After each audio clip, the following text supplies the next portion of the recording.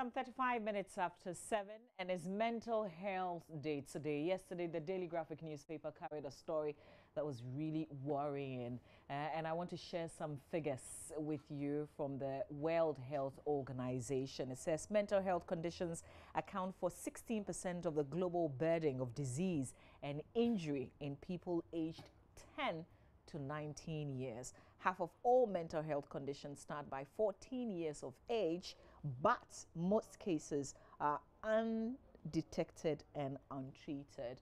Globally, depression is one of the leading causes of illness and disability among adolescents. Suicide is the third leading cause of death in 15 to 19 years old or 19-year-olds. The consequences of not addressing adolescent mental health conditions extend to adulthood, impairing both physical and mental health and limiting opportunities to lead fulfilling lives as adults. And they're encouraging mental health promotion and prevention. They say that's key to helping adolescents thrive. Now, on to what was in the graphic yesterday. Parents who wake their children up early in order to beat traffic and get to school early may be exposing the children to mental illnesses. And that alert was issued by Acting Director of the Ankafo Psychiatric Hospital, Dr. Kwejo Mafo Obeng. He said today's work demands on parents and the practice of moving children in and out of school with little family engagement were exposing children to stress and vulnerability to drug abuse. We want to have a conversation on the back of that. Let's find out exactly what is happening in our schools, what teachers think about this practice. A lot of us are very familiar with the trends because we live way out of town and our children are in schools in the city centers. And in order to beat the traffic, get to work early, we rather drop them too early. And they are waking up as early as 4:30 a.m. What kind of impacts this has even on their education and what happens to them in the classroom? And that's why we're having this conversation. Madam Faustina Copson, Richard Akwe Memorial Basic School, that's where she teaches, 2017 National Overall Best Teacher. And she's just recently handed over that crown. So good morning to you. Good morning. We also have Robert Barry Gariba, also with the Richard Akwe Memorial Basic School, 2018 National Best Primary School Teacher. So we've got champions in the studio this morning. Congratulations to you. Thank you. And she handed over to you, maybe in another way. Yeah. So, all right. But let's talk about the impact of. I don't know. Maybe first of all, Auntie Faustina, share with us what have you observed in terms of parents dropping their children early? Well, thank you. What I have observed, my school is just near a market, the Agublushi market. And so majority of our parents are on the market. And then the fathers, most of them scrap dealers, and so they also work around the place. They would want to get to their work as early as possible. And so they drop their kids. That's those who have to bring them. Sometimes I had a case who, in that case, the mother was dropping the child around 5 o'clock, 5:30 a.m., yes. And so one of the vendors, school vendors, she actually comes to put up the place, set up before she comes. And so she complained, she made a complaint to me. Because anytime I get to the school, early hours of 6, the boy would be in school. And so I had to invite the mother over, and I'm like, why? So 5 a.m. who is there? Nobody's around. Nobody, So nobody. he's left all alone by himself. All alone. And I'm talking of a P1 child. And so just early ages, six, and thereabouts. And that's because Mother has to go to the work. markets. Mother, the woman was like, Madam, I go to do cleaning. And then after that, I have to come to sell pure water.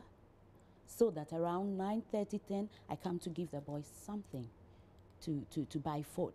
And so it has to do with work. Amazing. Yeah. Robert, any observations that you've made?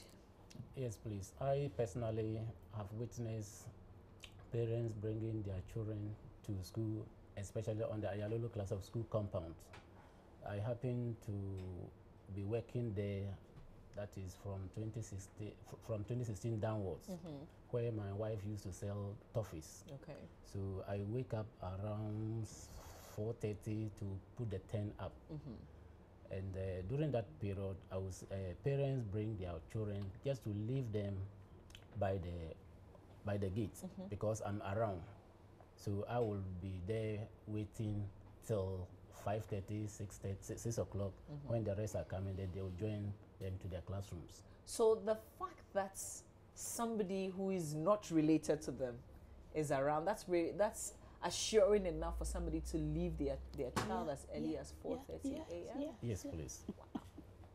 That is what is happening. So when it happens like that, and the rest are coming, then they have to join them from 6:15 thereabout. Then they'll go and start sweeping the compound. And that there was a particular lady. For her, she has just taken me as their father or second or maybe uncle. Yes. So when they come and leave the child, they'll go and come late. By that time, I will also be around in order to take care of the girl till the mother comes back to take the child back. And I asked, she said, oh, they were living at Kaswa, and leaving around 4:30, they cannot leave the girl at home and come. So the only alternative is to bring the child to the school. Once I'm around, I should take care. So that was what was happening. But this is having some impact even with their classroom learning. We've had the psychiatrists telling us that it actually has an impact on their mental health.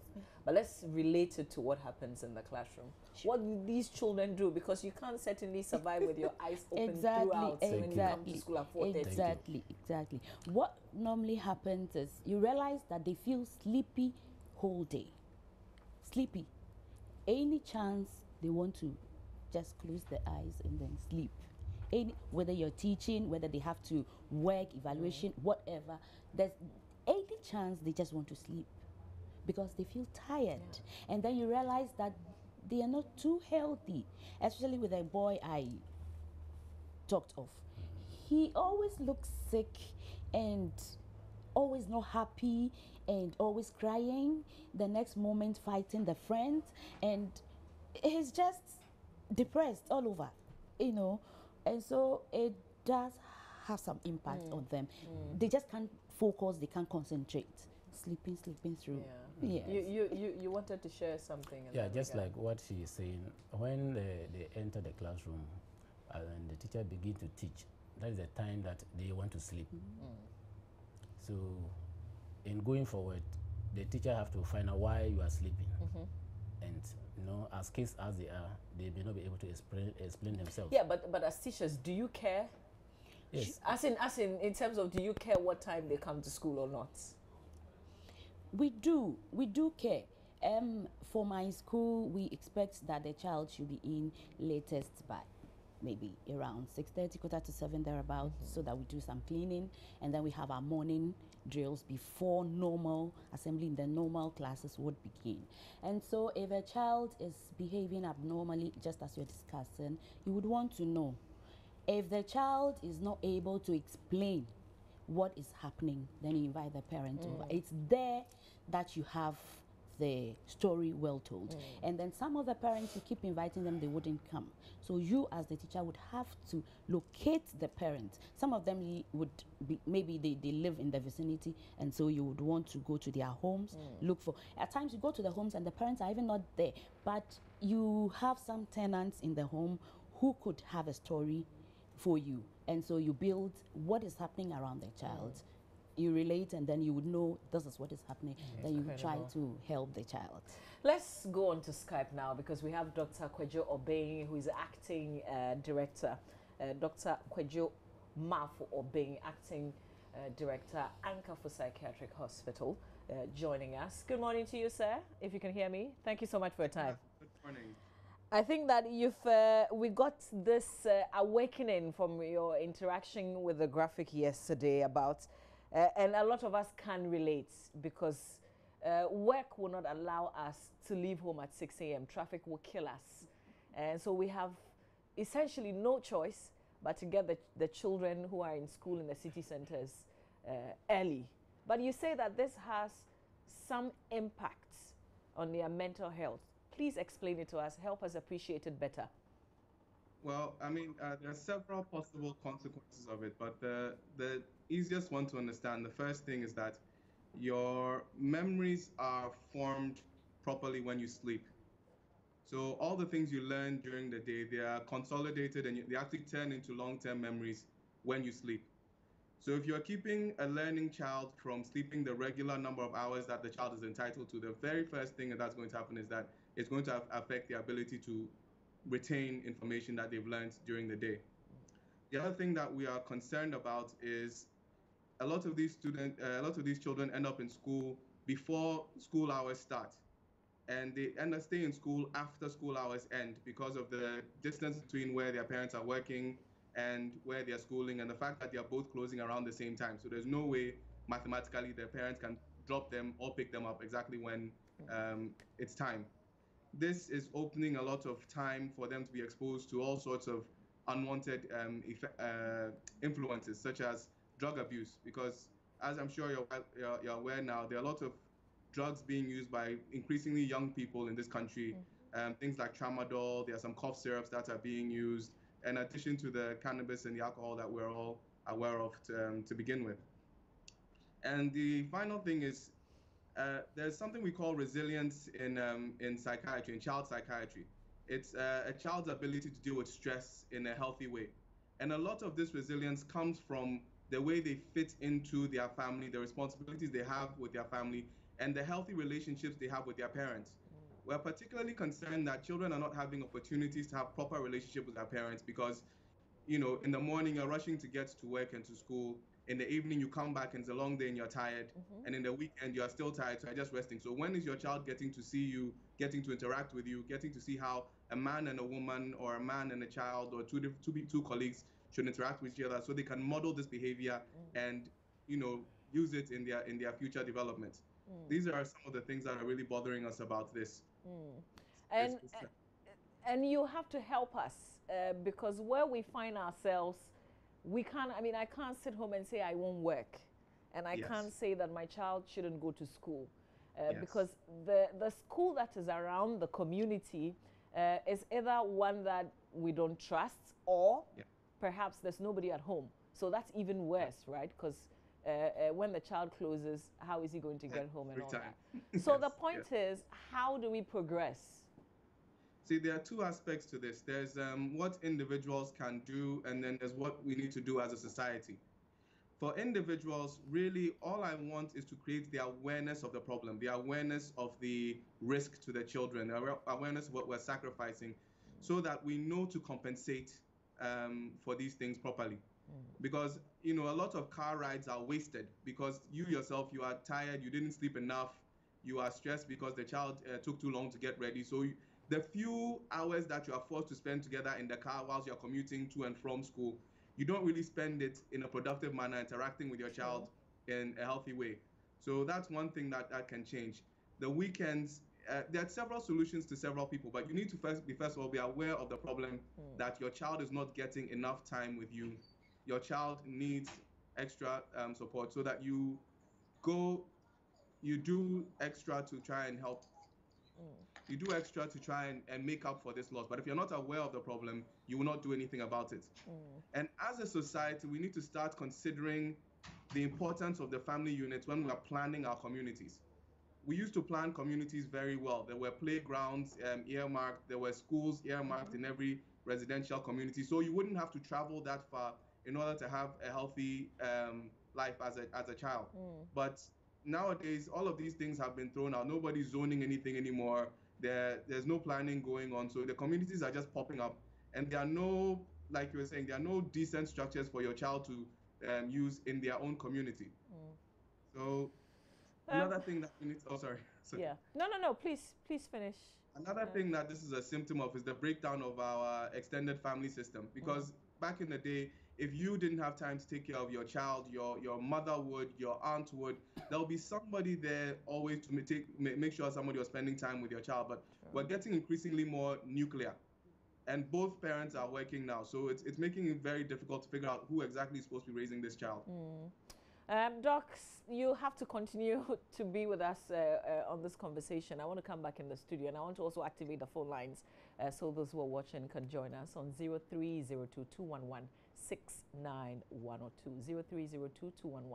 0302-211-69102. I've got two teachers in here, and when Dr. Obeng was speaking, you were nodding very much. Anything that you want to say in that? I think what we didn't talk about was what times parents or guardians pick up these children that they drop rather very early. You realize that for my school we closed just around 3:15, but I stay through till 5. Okay. And I'm leaving by 5, and there are some of the kids still on the compound. Why? My mommy will come for me, and so they are there. My daddy will come for me, and so where's your mommy? On the market. And so they are there on the compound. And you could realize that some would be picked after 5. So what time are they going to get home? If they are living around Kaswa, if they're living further in Sawam, Amasaman and all, what time are they getting home? What time are they sleeping? You've given homework, and the child has to come back with the thing done. But then they come back at times and it's not done. Because they get home, they are tired, parents are tired, they are all tired.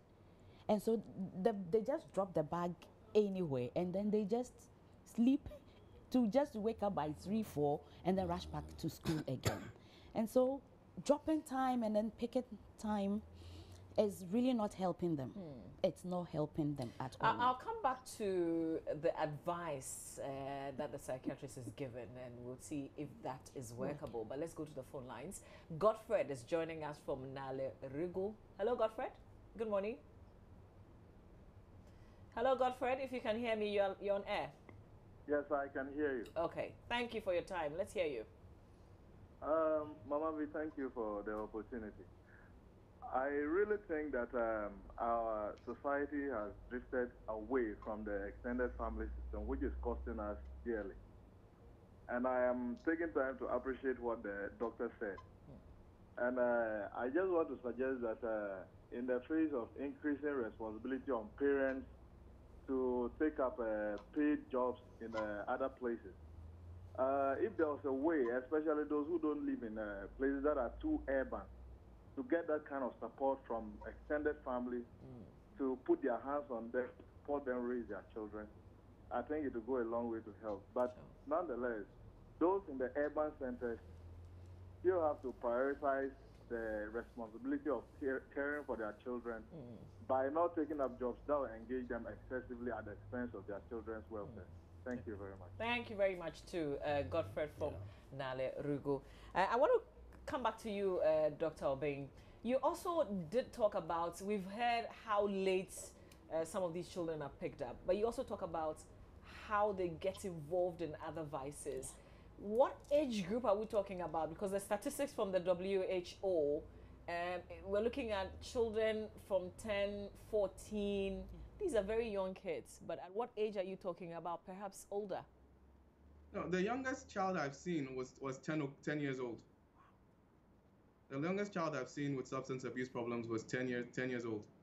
And, you know, you appreciate some of these people, it's complicated. Some people's families deal with some of these substances. The 10-year-old I'm referring to, his father sold marijuana. So he grew up around the marijuana, and he was helping his father.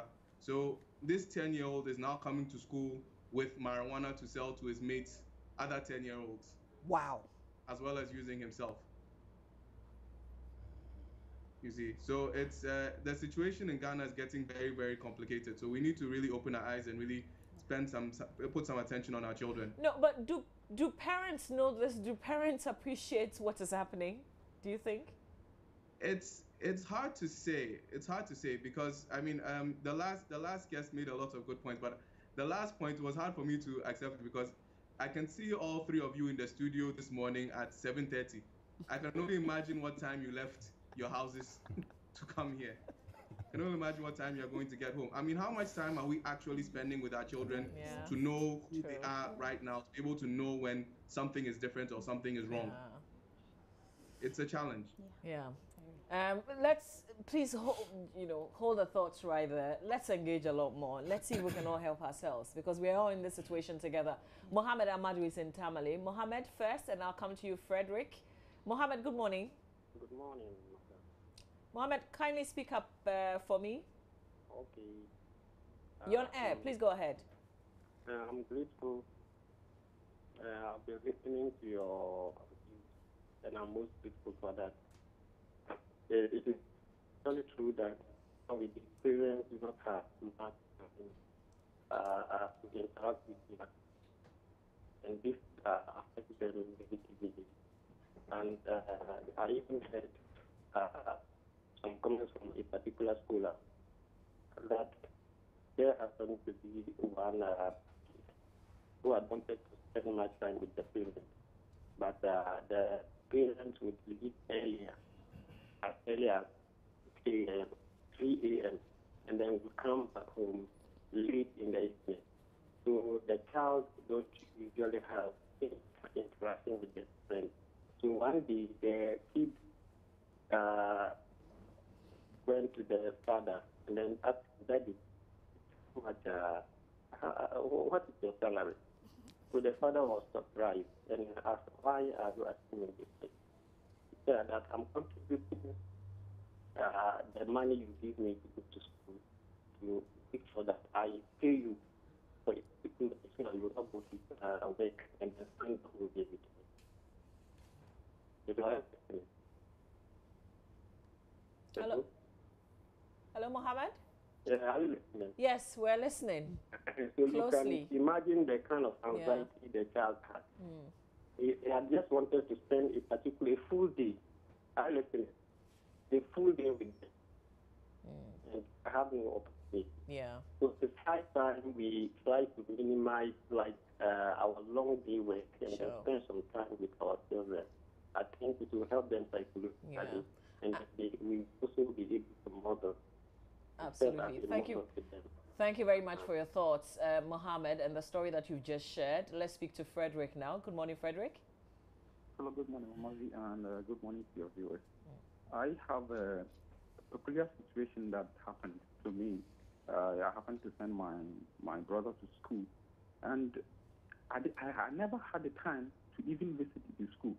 And you can imagine what happened, not knowing that the fees that I was paying in the school, I mean, given to my brother to take to school, he never paid any of the fees, and he was doing his own thing. And my mother never even had the time to visit the school. And so eventually the guy left the school and he was doing his own thing, whilst I was also working and trying to get money to pay the fees. Eventually he left the school because I never had the time to even visit the school. So parents nowadays, even though we don't have much time, we're all working, a mother is working, a father is working, we need to allocate a little time to even visit the school to know what is happening there. Otherwise, we will soak our hands in something that later on we will regret. Yeah. And most parents are now not taking they are not taking their vacation. They are even selling their vacation in jobs because they want to earn more money, which is very wrong. Yeah. And we must desist from this so that we allocate time for our kids. Thank you very much, Frederick. And there was a point that Frederick made. And I want to, based on that, ask you, Robert and Faustina, do parents even make it for the PTA? Some of them do. Some. Because considering the number of children or students we have, I would always use Richard Akwe because that's where I am now. So we are close to 1,000 from preschool to JHS. And then it's PTA and you're not even getting 500. Not even half of the population. Half of them, you know, and they would later come and they're like, Madam, what was discussed? Can you just highlight us? They would not have the time to come sit in through to even make their input or say something or listen to an advice being given. No, they don't just have time. Interesting. Yes. Yeah. And the reason is that most of them are traders. And because of the location of the market, their children are attending the nearby schools. So when you call for a PTA meeting, they prefer taking care of their market products, selling, and later on, when they come, they will ask you, the class teacher, what was the meeting about? Yeah. So you have to take your time and explain because you want them to know what is happening. When the PTA really is also for parents to give feedback. Exactly. Sure. But so the communication is still one way. It's still from the teacher to the parents. That's it. Let's talk to Dr. Obeng. Ideally, when you say quality time with a child, what does that mean? That's not like 24 hours. Well, actually, it is as much as is feasible, given our current constraints. You don't want to overwhelm the child and keep the child in the house all day and talk to him as well. That child will not develop a healthy life or healthy relationships. But given the constraints that we have and how little time that we have, I don't want to give a limit to it because you give as much time as you can. And it's time not spent shouting at the child or angry at the child or just doing just the functional thing. It's time actually spent interacting with the child, getting to know who the child is and molding that child into the person that you want that child to be. And it's also time while the child is observing you behave as a healthy, well-adjusted adult or as healthy and well-adjusted that you can be. So you don't necessarily have to be interacting directly with the child, but just spending time with the child, giving the child the opportunity to observe you in the way you interact with other people, in the way you interact with your wife, in the way you interact with your husband, in the way you interact with your neighbors, in the way you interact with your friends. Having that child around to observe all of these things is all helpful for that child's development. So are there some kind of symptoms if a child is having some mental issues, if they're mentally unhealthy? Can you tell as a parent? Yeah. One of the earliest things that happen for children in school is usually there's an unexplained fall in the child's results. So the child is doing an average or however well they normally do, and all of a sudden the child's grades drop. And it's not because you haven't particularly seen him not studying as much or has done anything different, but all of a sudden the child's grades had stopped. This tends to happen with children who are having anxiety problems, stress problems. Depression is particularly common in these parts. And it tends to get missed a lot in this country. It tends to get missed a lot. So parents should be aware of it. Teachers should be aware of it. If you have a child that was doing a certain level of well and now their grades are falling, you're not sure why, you should probably consult a mental health professional to get an assessment. Because mental illness, about a large number of mental illnesses start before the age of 14. It's just that they are not picked up early, and the person suffers some poor results, and then when it finally blows out of control, that's when they are brought to the attention of mental health professionals. So the one thing I want to hammer on right now is just an unexplained fall in grades. If we could just focus on that for now, I think it's a good place to start. Okay. All right.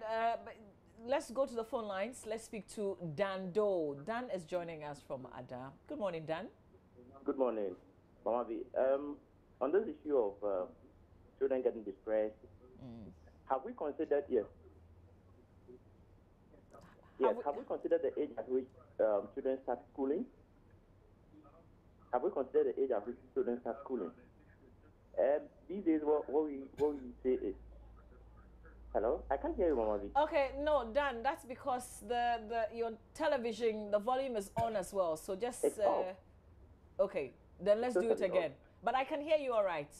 I'm quietly now listening. I can hear you too. Okay. One thing is that. Hello. Hello, Dan. Yes, my name is John. My first name is John. Oh, your name is John. Apologies, but John. Never mind. The point is more important than my name. No, your name is equally important. Please go ahead. I'm saying that have we considered the age at which? Okay, John, I think I've figured out what is happening. So just speak to my producer. When you call, you have to turn down completely the volume on your television set. Otherwise, there will be a delay. Okay. So let's. Okay, so John, you go ahead. I can hear you. So you go ahead, please. What I'm saying is that the age at which children enter school, when they start school, is very important.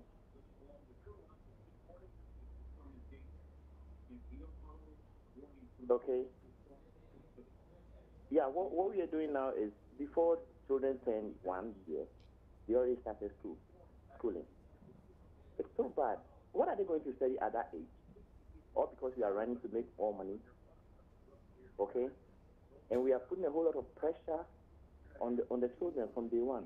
Guess what? Back in the day, people start school at age 7, some 10, and they grow up to be very knowledgeable.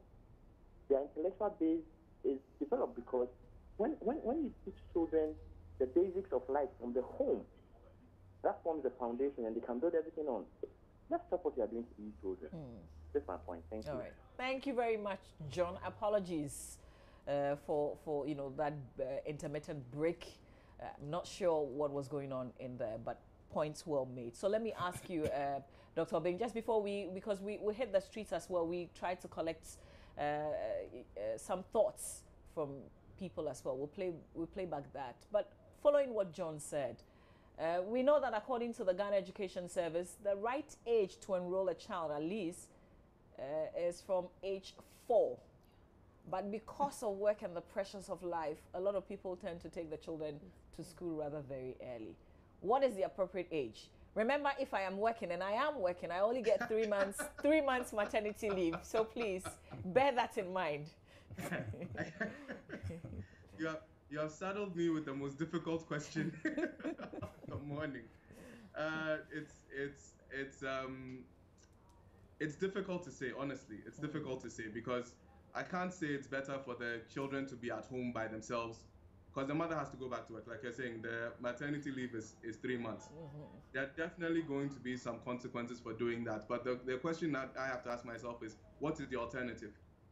Is the alternative better than the child going to school? In a lot of cases, it may not be. But I mean, it is fairly early for the child to be going to school. But I mean, if there's no other option, then I don't see what else the child can do. But he makes a good point. In some Scandinavian countries, I think it's about 7 or 8 before they even start formal education in any way, shape, or form. And their academic performance at their exit exams are equal and sometimes even better than the people who start school from the age of 1 and so on and so forth. So I think we all have to accept the fact that our children's early schooling is probably more about our convenience than the child getting a head start on their education.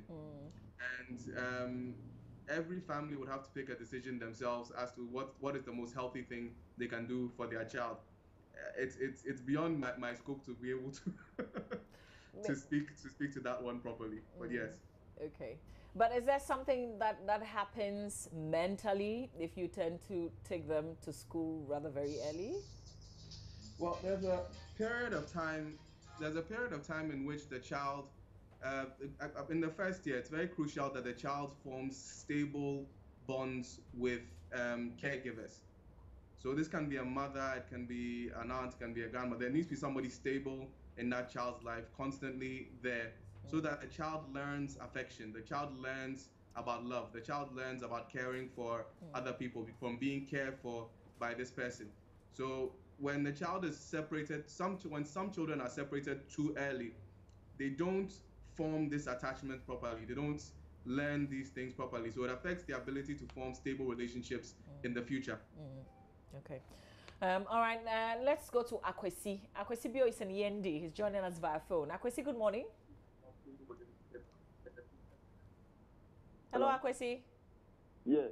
Yes, you're on air. Hello. Hi, Akwesi. I can hear you. Please go ahead. Yeah, the program that I just want to come in. Yes, please do. I just, my dear brother, as you are speaking, he indicated that sometimes parents are busy to attend the PTA meeting and so on when it is needed. And my dear, let me just say, you see, if we say that we are concentrating our business and so on without bothering the children, sometimes it ends up with nothing. Why am I saying this? As far as you just send the child to school, it means that every participation that is taken in the school, you must do what? You must take part. Maybe if you get there, you get some of the questions that will help the children in near future or to develop the curriculum in the school. Let's assume that, as you said, sometimes the parents come to them, the madam indicated that sometimes the parents come to them and ask what took place in the PTA meeting so that they need highlight of it. Maybe during that time, you have a concrete contribution towards during the meeting. So we should be always concentrating with our business. We should bear in mind that the children's future is also relevant. Okay. Sometimes the children, if you go there, even if you can have feedback that the children are going beyond the school, so that you also get something from there and ask the children and see how you are handling them. Yeah. If you are absent from there, this in PTA, it doesn't help. So we must take part in the PTA meeting when it is needed. All right. Akwesi, thank you very much for sharing your thoughts.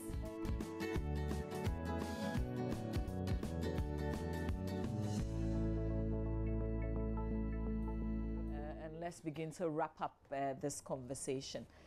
I want to come to you as teachers with what we are learning today, with the awareness, with the things that we've heard. What can we do differently? How can teachers help? Because we raise the children together. They even spend on weekdays a lot more time in the school, as we've heard already. So what would you do differently? Well, I would want to, maybe in a form of advice, say that in as much as parents we are busy, we would still have to befriend the teachers. Make sure every teacher handling your child is your friend. And if your child is in the GHS where they have the subject teaching, you have to befriend all of them, have their numbers. Make sure you call them. And so if you drop your child as early as what time and you are in the office, the least chance you have, try and then call the teacher.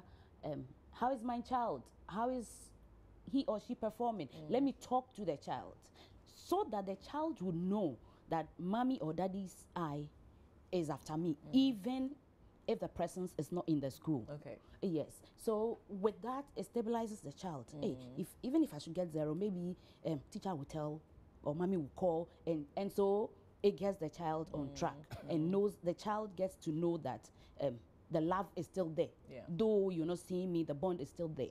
And then as parents, if we are moving out, wherever we are going, no matter busy our schedule, let's make sure we share our schedule with our children. Okay. They should know where we are. As I sit here, my child is in the classroom, but he knows this morning I am coming here. And so if someone should say that, yeah, I saw your mom, yes, he's already aware. The communication should be there. He's already aware. So that we shouldn't leave them to live their life and then we also say we are so busy.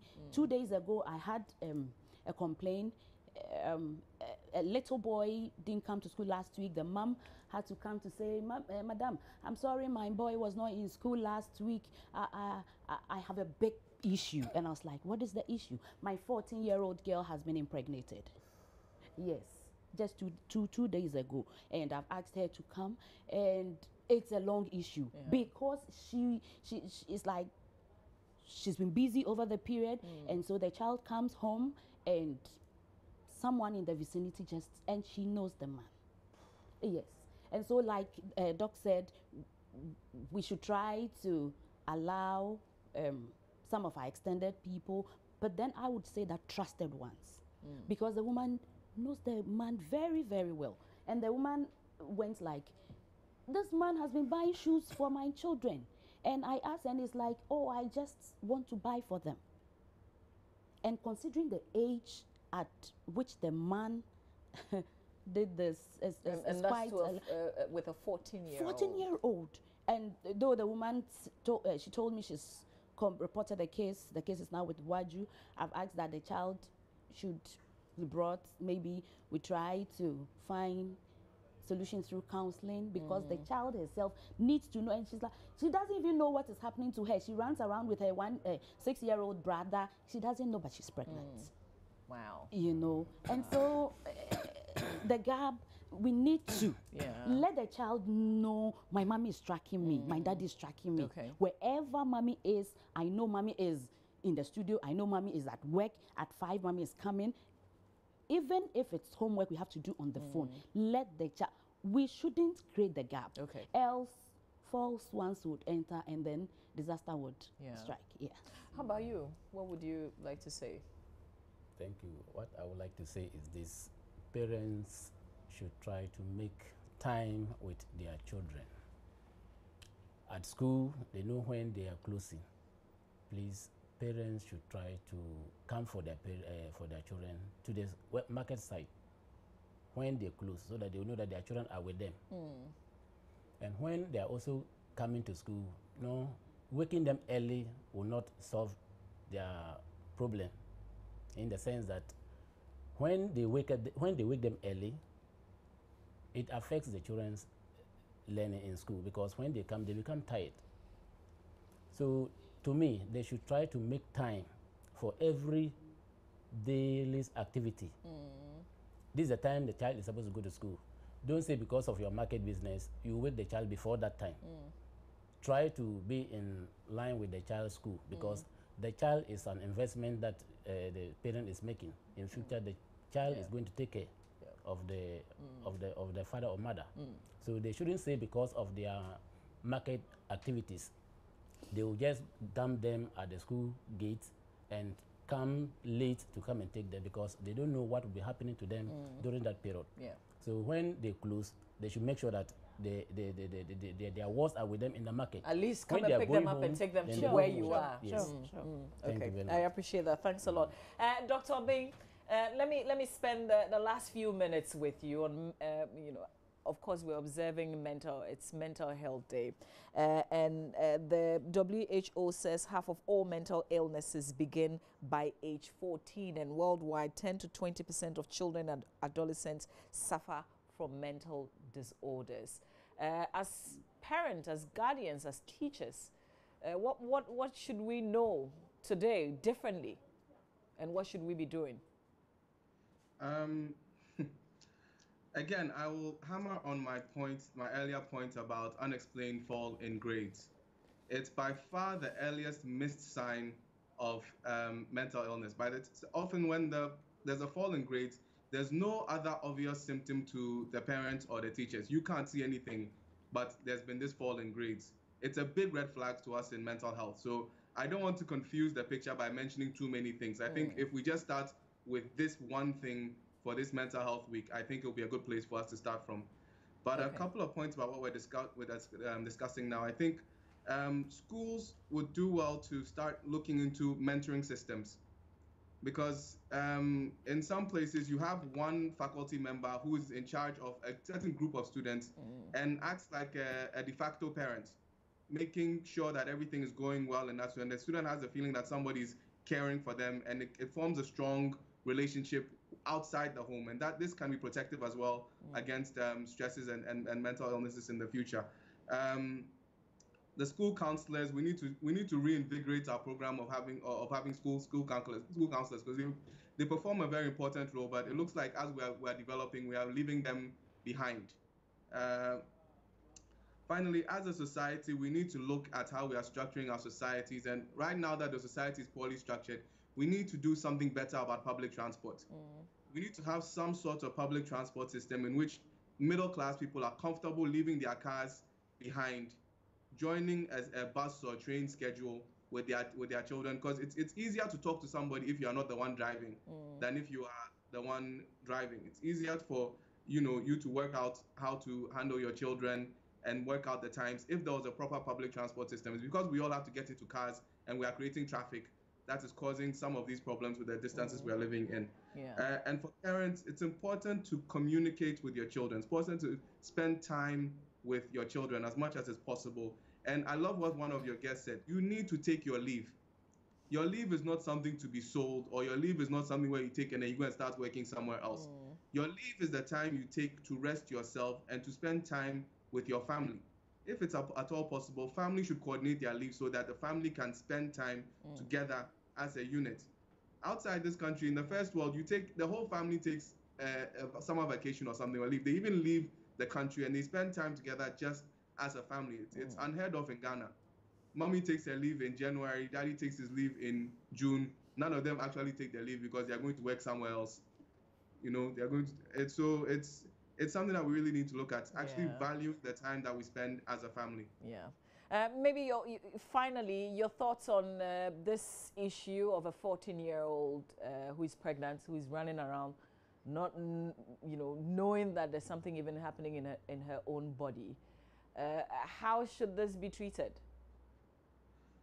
Well, the first thing that needs to be said is that it is a criminal case. Too often in Ghana, these things are swept under the rug.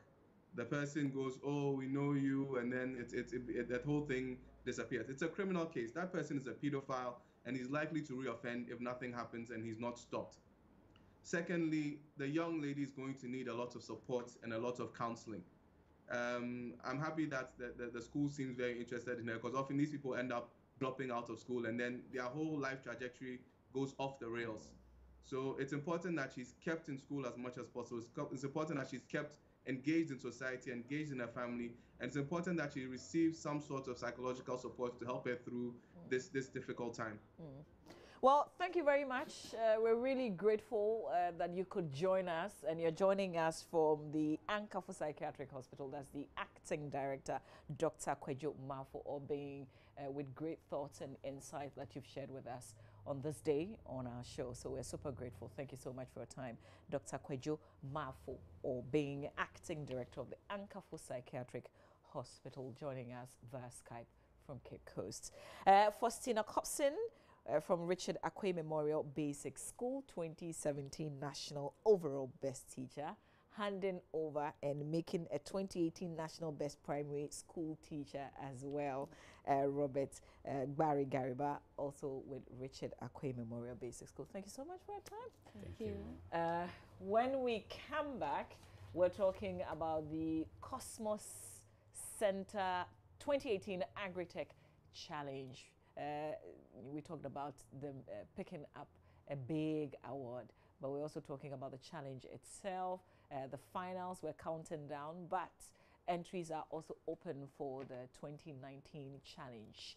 So stay with us. A lot more coming your way here on the AM Show.